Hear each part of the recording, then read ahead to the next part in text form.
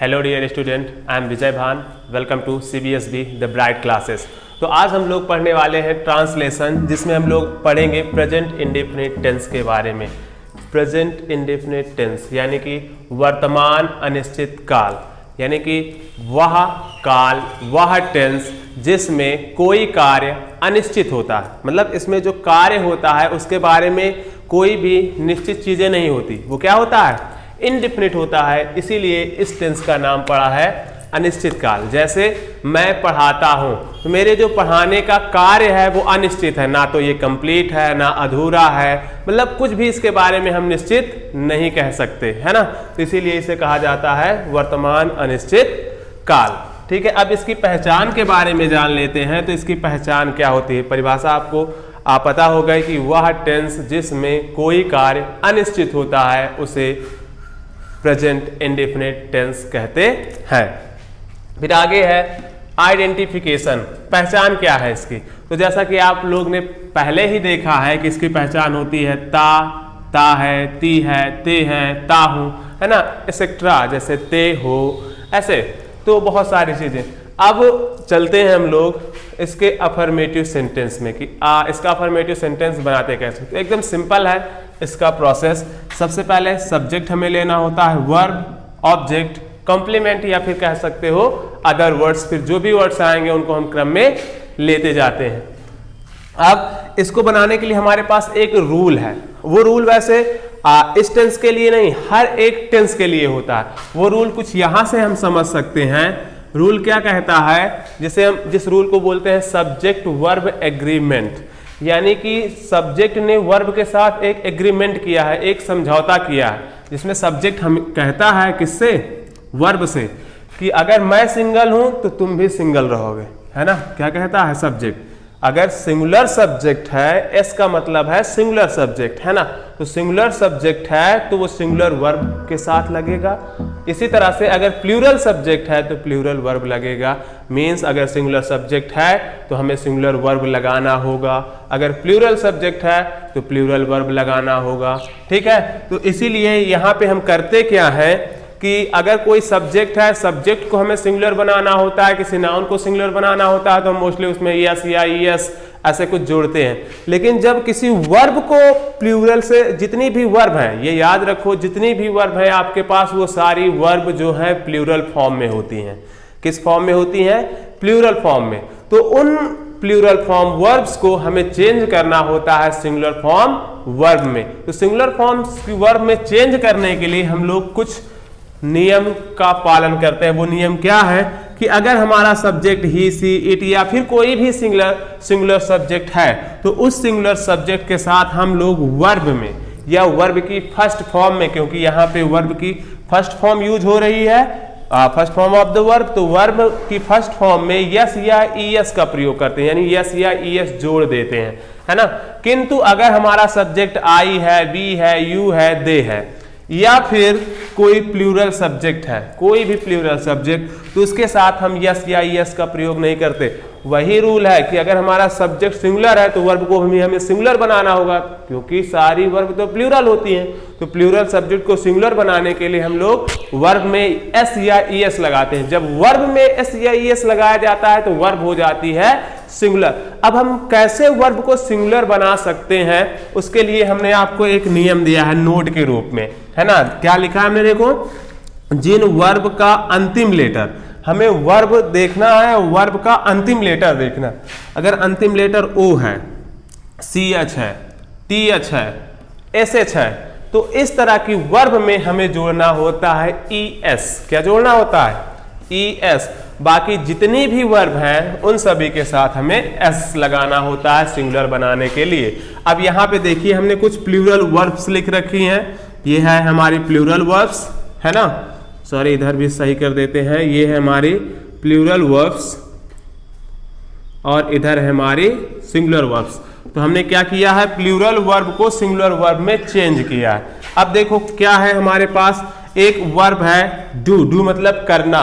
तो डू को जब हमने डू का अंतिम लेटर देखा तो ये है ओ। तो क्या कहता है रूल कि अगर अंतिम लेटर ओ है तो हम उसमें ईएस लगाएंगे। तो सिंगुलर बनाते समय इसमें हमने ईएस लगा दिया, तो ये हो गया डज, है ना। गो का अंतिम अक्षर ओ है तो ये हो गया गोज। बात का अंतिम अक्षर है टी एच, अंतिम अक्षर क्या है टी एच, तो इसमें हमने जोड़ दिया ई एस बाथ्स। वॉश का अंतिम अक्षर क्या है एस एच, जब एस एच होता है ई एस जोड़ेंगे, है ना। क्या कहता है एस एच है तो ई एस जोड़ देंगे, वॉशेस। कैचेस, है ना। तो अब इन वर्ब को ध्यान से देखिए, ये वर्ब क्या कहती है, देखो इसके अंतिम में ई आ रहा है तो क्या इनमें से कोई चार में से है, नहीं, तो कुछ नहीं करना, एस जोड़ देना है। रीड, इनमें से कोई अक्षर है लास्ट का, नहीं है, रीड्स कर दिए। रन से रन्स। होल्ड्स, है ना, होल्ड मतलब पकड़ना, कैच मतलब भी पकड़ना। हम लोग इनके बारे में आगे जानेंगे विस्तार पूर्वक। तो आइए इनके एग्जाम्पल देखते हैं कि प्रेजेंट इंडेफिनिट में किस प्रकार के एग्जाम्पल प्रयोग होते हैं। तो देखिए क्या है, वह मुझे अपने घर बुलाता है। क्या है, वह मुझे अपने घर बुलाता है। तो अब इसमें हमें पहले सारी चीजें क्या कर लेनी है, ढूंढ लेनी है कि कौन क्या है। तो सब्जेक्ट सबसे पहले कौन बुलाता है, वह, तो वह हुआ सब्जेक्ट। फिर हमें ढूंढ लेना है वर्ब, तो वर्ब हमें बेसिकली लास्ट में मिल जाती है जिसमें ता लगा होता है ना, क्योंकि इसकी पहचान है ता है, तो जिसमें ता है लगा है वही वर्ब होती है। तो बुलाना हमें मिल गई वर्ब। अब हमें ढूंढना है ऑब्जेक्ट। ऑब्जेक्ट क्या है, यहाँ पे दो ऑब्जेक्ट है, एक डायरेक्ट ऑब्जेक्ट और एक इनडायरेक्ट ऑब्जेक्ट। तो मुझे और अपने घर, तो यहाँ पे दो ऑब्जेक्ट हमें मिल गए, ठीक है। अब इनको हम जैसे इसमें बताया गया है उस क्रम में क्या कर लेते हैं, रख देते हैं। तो क्या कहता है, सब्जेक्ट ही, है ना, बुलाता है, बुलाना को बोलते हैं कॉल। कॉल मतलब बुलाना। अब सब्जेक्ट वर्ब एग्रीमेंट क्या कहता है कि सिंगुलर सब्जेक्ट है तो सिंगुलर वर्ब लगनी चाहिए, तो सिंगुलर सब्जेक्ट तो है तो यानी सिंगुलर वर्ब लगनी चाहिए। वर्ब को सिंगुलर बनाने के लिए एस लगा दिया हमने, तो ही कॉल्स, है ना। क्या, मुझे को बोलते हैं मी, ही कॉल्स मी, कहाँ, अपने घर, टू। अब अपने के लिए हमने बताया है कि आपको अपने के लिए सब्जेक्ट के अनुसार जाना है, तो सब्जेक्ट कौन है, ही, तो ही के अनुसार ही का पॉजेसिव केस हिज, और घर हाउस या home. He calls me to his home या एट हिज होम। यहाँ पे हम लगा सकते हैं एट का प्रयोग, एट हिज होम, ठीक है। तो ये और देखते हैं एग्जाम्पल इसके।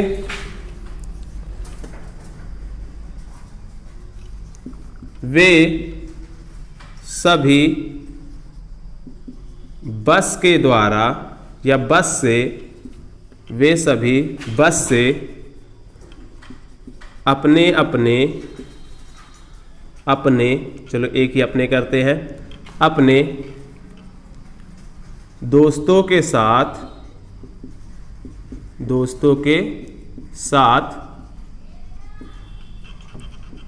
स्कूल पढ़ने जाते हैं। तो ये थोड़ा सा बड़ा सा एग्जाम्पल हमने आपके लिए ले लिया है ना। तो इसे देख के डरना नहीं है कि इसे देख के डर गए कि ये तो बहुत बड़ा एग्जाम्पल है, ये कैसे आएगा। कुछ नहीं करना, हमें सब्जेक्ट पहले ढूंढना है। सब्जेक्ट है हमारा वे सभी, फिर उसके बाद ढूंढना है वर्ब जाते हैं, और फिर हमें ढूंढना है ऑब्जेक्ट। तो ऑब्जेक्ट है स्कूल, जहां पे काम हो रहा है ना, तो स्कूल जाते हैं, स्कूल हो गया। अब और जो भी चीजें हैं उनको सब कॉम्प्लीमेंट में ले लेते हैं, है ना। तो ये कुछ इस प्रकार से हमने ग्रुप बना लिए इनके कि कैसे ग्रुप करना है। क्या है, बस से एक साथ हो गया, अपने दोस्तों के साथ एक हो गया, स्कूल एक साथ हो गया, पढ़ने जाते हैं। अब चलो इनको करते हैं। क्या करेंगे, सबसे पहले सब्जेक्ट लेना है। सब्जेक्ट है वे सभी, यानी कि दे, हम लोग दे का इस्तेमाल कर सकते हैं या फिर दे ऑल भी कह सकते हैं, है ना, दे ऑल।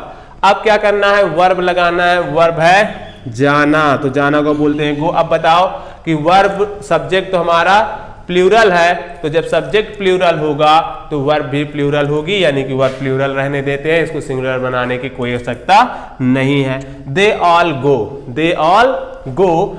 कहाँ जाते हैं, स्कूल जाते हैं, टू स्कूल। हमने मेन सेंटेंस अपना तैयार कर लिया है, सब्जेक्ट वर्ब ऑब्जेक्ट। अब हमें चाहे तो पीछे से बनाते चले आ सकते। पढ़ने को बोलते हैं टू स्टडी। अब हमने यहाँ पे स्टडी का प्रयोग किया है, रीड का नहीं। रीड का मतलब होता है पढ़ना, जैसे किताब पढ़ना, लेकिन स्कूल जाते हैं, स्कूल में हम हर एक क्रिया करते हैं, समझते हैं, पढ़ते हैं, बोलते हैं, है ना, सीखते हैं, तो हर एक क्रिया हमने लिख दिया स्टडी। अब यहाँ पे हम दूसरा प्रीपोजिशन भी यूज कर सकते थे, जैसे कि फॉर। अगर फॉर यूज करते तब हमें लगाना होता वर्ब की आईएनजी फॉर्म या जीरेंड फॉर्म, ठीक है। तो यहाँ पे हमने लगा दिया है टू, तो लगाएंगे वर्ब की फर्स्ट फॉर्म टू स्टडी। अब अपने दोस्तों के साथ यानी विद, अपने फिर आया अपने यानी वे के अनुसार हो जाएगा दियर, विद दियर फ्रेंड्स। क्या हो जाएगा? With their friends. और क्या बचा है? बस से। बस से को क्या बोलेंगे? बाय बस। हो गया। यानी किसी जब साधन के द्वारा जाते हैं तो उसके लिए हम बाय प्रीपोजिशन का प्रयोग करते हैं। और एक एग्जांपल देख लेते हैं।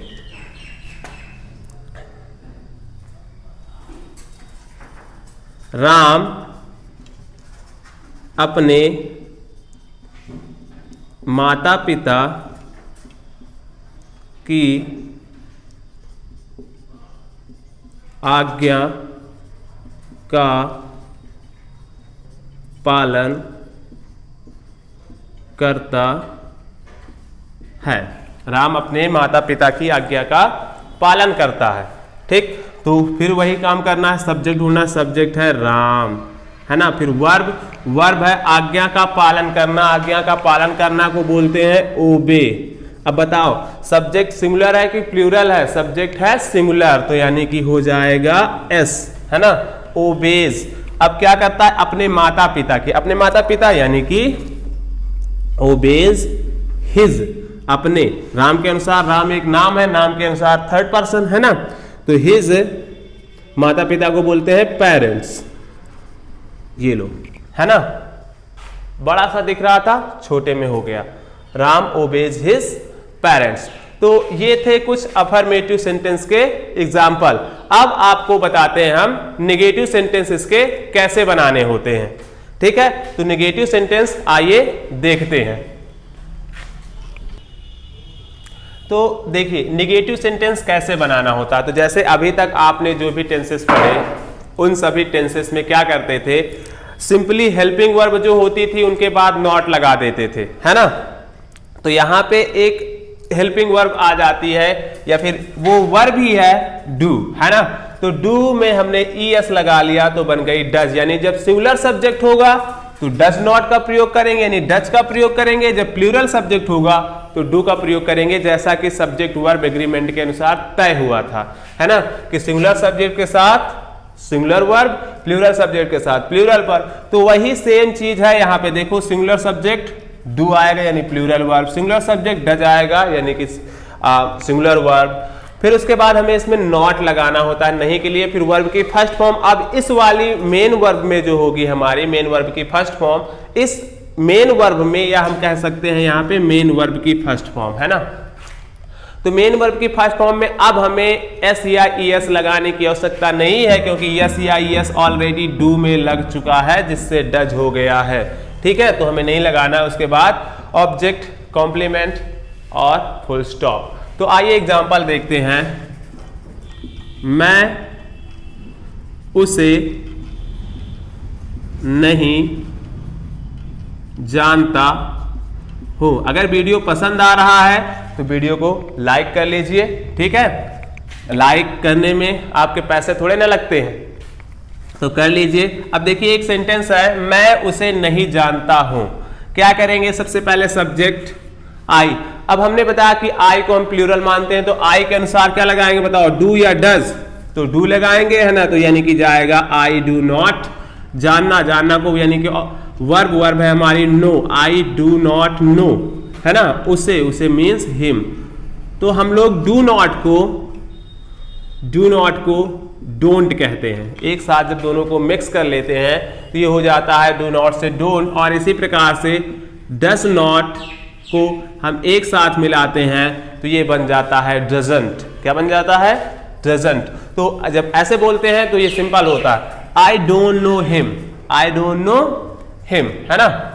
आई डोंट नो यू, मैं तुम्हें नहीं जानता, मैं उसे नहीं जानता। आई डोंट नो नथिंग या I don't know, I do not know, है ना। तो ये हो गया। अब आगे आइए देखते हैं और एग्जाम्पल। वह अपना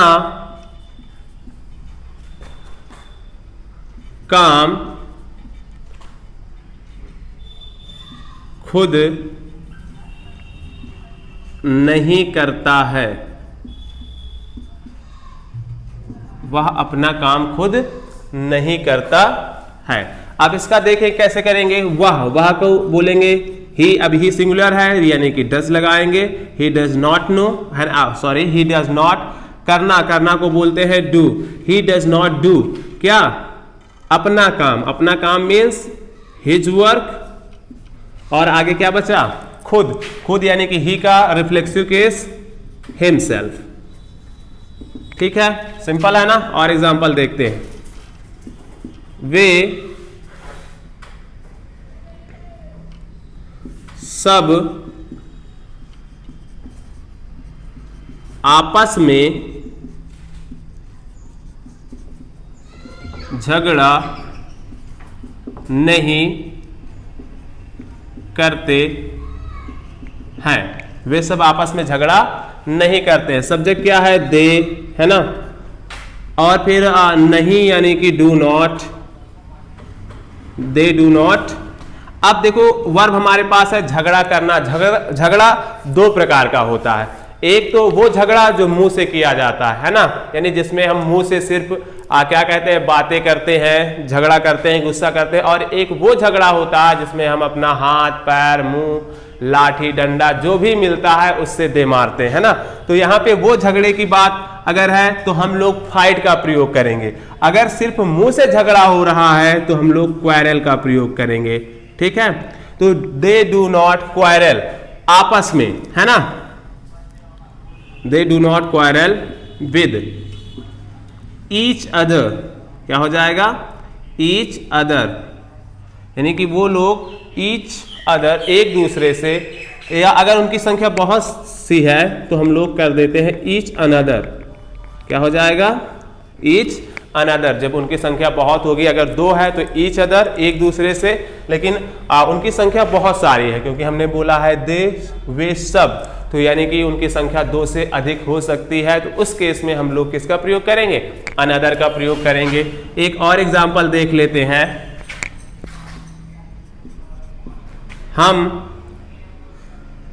हमें दूसरों को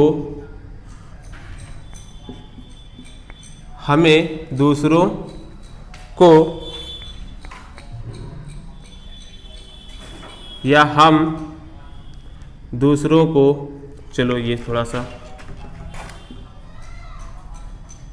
हम अपना काम खुद नहीं करते हैं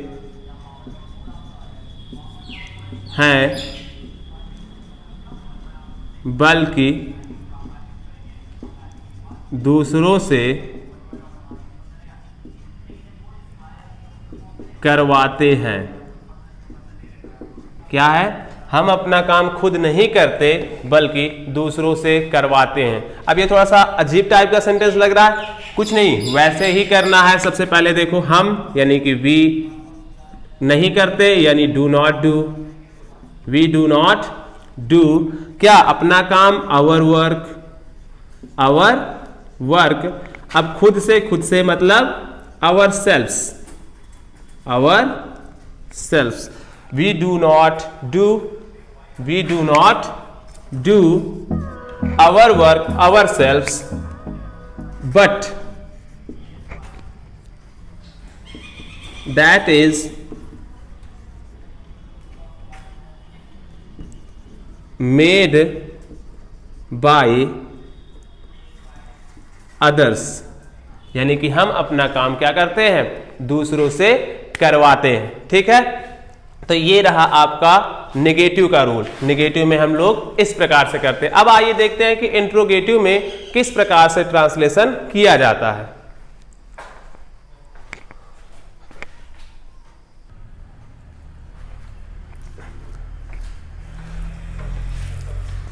कर दिए। तो आइए देखते हैं इंट्रोगेटिव सेंटेंसेस। अब जैसा कि आपको पता है कि इंट्रोगेटिव सेंटेंस दो टाइप के होते हैं ना। इंट्रोगेटिव फर्स्ट यानी कि ऐसे वाक्य जो क्या शब्द से शुरू होते हैं, ये देखिए, और दूसरा है इंट्रोगेटिव सेकेंड जिनमें क्वेश्चन वर्ड आता है, जैसे कि कहाँ, किस लिए, है ना, क्यों, क्या, बीच में आते हैं ये सब। तो इस तरह के सेंटेंसों का अनुवाद कैसे करते हैं, तो वो भी सिंपल है, देखिए। तो सबसे पहले इसमें जो क्या वाले होते हैं यानी इंट्रोगेटिव फर्स्ट वाले, उनमें हम लोग क्या करते हैं कि डू डज पहले रखते हैं सब्जेक्ट, फिर उसके बाद मेन वर्ब की फर्स्ट फॉर्म, ऑब्जेक्ट, कॉम्प्लीमेंट, और एक चीज इसमें एक्स्ट्रा आती है वो है क्वेश्चन मार्क। अभी तक हम लोग प्रयोग करते थे फुल स्टॉप का, अब करेंगे क्वेश्चन मार्क का प्रयोग। तो देखिए कुछ एग्जाम्पल हमने लिखे हैं ताकि टाइम आपका बचाया जा सके, है ना। क्या तुम उसे जानते हो, क्या तुम उसे जानते हो। तो सबसे पहले देखेंगे हमारा सब्जेक्ट एक वचन का है कि बहुवचन का। हमारा सब्जेक्ट है यू यानी तुम, बहुवचन का, तो इसके अनुसार क्या लगेगा, डू या डज, डू लगाएंगे, है ना, डू यू, है ना। अब क्या लगाना है, मेन वर्ब की फर्स्ट फॉर्म जानना, जानना को बोलते हैं नो, है ना। फिर ऑब्जेक्ट, ऑब्जेक्ट उसे, डू यू नो हिम, कुछ और बचा है नहीं तो क्वेश्चन मार्क लगा दीजिए, डू यू नो हिम, क्या तुम उसे जानते हो। क्या हम दूसरों पर हंसते हैं, क्या हम यानी हम है वी, है ना, वी के अनुसार फिर से आएगा डू, डू वी, है ना। हंसना, हंसना को बोलते हैं लाफ, है ना, दूसरों पर बोलते हैं at others, laugh at others, question mark. क्या वह परीक्षा में अच्छे अंक लाने के लिए कड़ी मेहनत करता है। सबसे पहले वह यानी कि ही के अनुसार बताइए क्या लगेगा, डज, डज ही क्या करता है, कड़ी मेहनत करता है, मेहनत यानी कि करता है डू, है ना। क्या करता है, कड़ी मेहनत, कड़ी मेहनत को बोलते हैं हार्ड वर्क, क्या बोलते हैं, hard work. Does he do hard work, किस लिए, परीक्षा में अच्छे अंक लाने के लिए, टू गेट, या फिर स्कोर का प्रयोग कर सकते हैं, to get good marks, good marks in exam, है ना। इस यहाँ पे हम लोग कई वर्ब इस्तेमाल कर सकते हैं, गेट का प्रयोग कर सकते हैं, स्कोर का प्रयोग कर सकते हैं, सिक्योर का प्रयोग कर सकते हैं, ब्रिंग का प्रयोग कर सकते हैं। क्या तुम उसे गाली नहीं देते हो। अब देखो इसमें नहीं आ गया, तो जब नहीं आता है तो आपको पता है कि जब इंट्रोगेटिव में नॉट आता है तो नॉट हम लोग कहाँ लगाते हैं, बताओ, सब्जेक्ट के बाद। तो यहां से क्या, तुम यानी कि डू यू, है ना, सब्जेक्ट के बाद नॉट लगाइए, डू यू नॉट।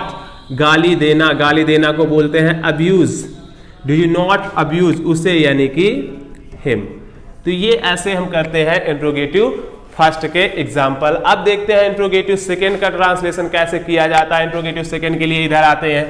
तो सबसे पहले इसमें हमें लगाना होता है क्वेश्चन वर्ड, फिर हेल्पिंग वर्ब डू या डज, फिर सब्जेक्ट, फिर मेन वर्ब की फर्स्ट फॉर्म, फिर object plus complement plus question mark. तो चलिए देखते हैं। सबसे पहले इसमें हमें ढूंढना होता है क्वेश्चन वर्ड। क्वेश्चन वर्ड के लिए हमने आपको बताया था ट्रिक कि का से शुरू होते हैं। तो का से शुरू हो रहा है कहाँ, कहाँ को बोलते हैं वेयर, है ना, वेयर। अब डू या डज बताइए, तुम हो, तुम के अनुसार क्या लगेगा, डू यू, है ना, वेयर डू यू। रहना, रहना को बोलते हैं लिव। आजकल, आजकल को बोलते हैं नाउअडेज, क्या बोलते हैं, नाउअडेज। और अब कुछ बचा नहीं, क्वेश्चन मार्क। तो where do you live nowadays, तुम आजकल कहाँ रहते हो। वह किस लिए रोजाना तुम्हारे घर आता है। तो सबसे पहले किस लिए, किस लिए को बोलते हैं फॉर व्हाट, है ना, फॉर व्हाट या व्हाट फॉर। अब क्या ढूंढना है हमें, डू डज, वह यानी डज लगेगा, है ना, ही। व्हाट फॉर या फॉर व्हाट डज ही क्या कम, कहाँ, तुम्हारे घर, तुम्हारे घर यानी to your home, to your home. रोजाना, रोजाना को बोलेंगे डेली, क्वेश्चन मार्क। अगला है तुम इस लॉकडाउन में पढ़ाई क्यों नहीं करते हो। फिर इसमें आया नहीं, तो जब नहीं आता है तो बताइए क्या करते हैं, सब्जेक्ट के बाद नॉट लगाते हैं, है ना, सब्जेक्ट के बाद नॉट। अब चलते हैं इधर। तो सब्जेक्ट है हमारा क्यों, अब वो सॉरी क्वेश्चन वर्ड है क्यों, तो लगाएंगे वाई, और सब्जेक्ट क्या है बताओ, तुम के अनुसार लगेगा डू यू, है ना, नॉट भी है इसमें, वाई डू यू नॉट क्या स्टडी, पढ़ाई करना को बोलते हैं study, why do you not study इस लॉकडाउन में, in this lockdown, in this lockdown question mark. अब आगे देखते हैं, मैं तुम्हें क्या नहीं पढ़ाता हूं, मैं तुम्हें क्या नहीं यानी क्या, व्हाट डू आई नॉट, पढ़ाना को बोलते हैं टीच, तुम्हें यानी कि यू। ठीक है, तो ये है आपका इंट्रोगेटिव सेंटेंस जिसमें हमने दोनों प्रकार के इंट्रोगेटिव सीखे हैं। यदि आपको वीडियो अच्छा लगा हो तो लाइक कर लीजिएगा, चैनल को सब्सक्राइब कर लीजिएगा, और आपके लिए हम कुछ होमवर्क दे रहे हैं तो उन होमवर्क को करिए और फिर उन्हें कमेंट में लिखिए। हम आपको बताएंगे कि आपने क्या सीखा अभी तक, तो इसका टेस्ट करने के लिए होमवर्क जरूर करिए। तो ये हमने आपके लिए कुछ होमवर्क तैयार किया है, 5 सेंटेंस। क्या है, पहला, वह अपने माता पिता की सेवा करता है। दूसरा है, तुम उससे बातें करते हो। तीसरा है, क्या दादी माँ हमें रोजाना परियों की कहानियां सुनाती हैं। चौथा है, वे वहाँ किस लिए जाते हैं। और पांचवा है, क्या हम अपने देश की सेवा देशभक्ति के साथ करते हैं। तो ये है आपके लिए आज का होमवर्क, इनको कमेंट में जरूर लिखिए ताकि हमें पता चले कि आप कितना सीखें, है ना। और अगर आपको कोई डाउट है तो कमेंट में उसे जरूर लिखिए, हम अगले वीडियो में उसे जरूर समझाने की कोशिश करेंगे। हो सकता है कि हम उसे आपको कमेंट में ही सजेस्ट कर दें कि इसे आपको कैसे सीखना है। ठीक है, वीडियो पसंद आई हो तो लाइक कर लीजिए, चैनल को सब्सक्राइब कर लीजिए ताकि आपको हर वीडियो की खबर मिलती रहे सबसे पहले। Thanks for watching.